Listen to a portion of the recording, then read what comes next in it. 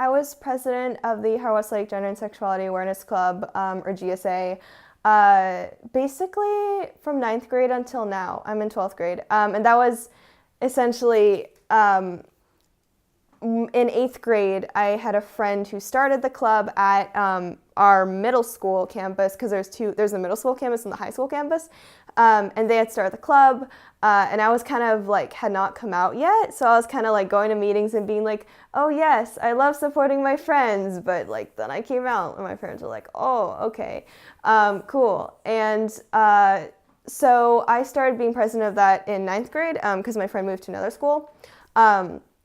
And that was really fun because I think I kind of realized how much potential there was to talk about these issues, because I think that's something that's really fun about activism, is not just kind of saying like, oh, like we're going to educate you now, we're going to learn things. Like that's a little bit like, it's not school, it's activism. So I think what I was really interested in is kind of engaging people in thinking about different issues from like a wide variety of perspectives. So like we would have, at all school assemblies for like Black History Month, for example, we would do, I think we did like a PowerPoint. We kind of put up posters about Black LGBTQ history figures to kind of say like, there's these intersections of identity. There are these people who have contributed to like this movement and that movement and other movements, to kind of say that.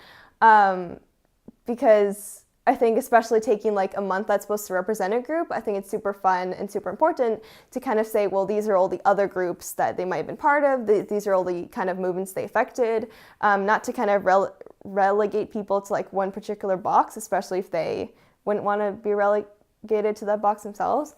And then we also, like at the high school, I kind of invite some speakers to come and talk, about their experiences like being LGBTQ, and in some cases kind of the work that they did. It's sometimes really easy to reduce causes down to like, oh, like homophobia or like sexism, like these big words, but like what do they actually mean?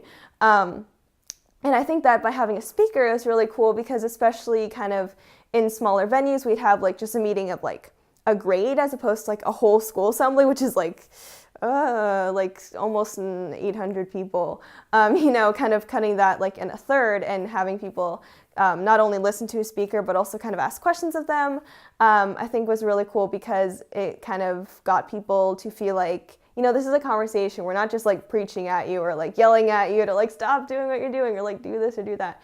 It's sort of about like learning and just kind of exploring, I think. It's much more organic and fun. So I think that was really what we're trying to get at.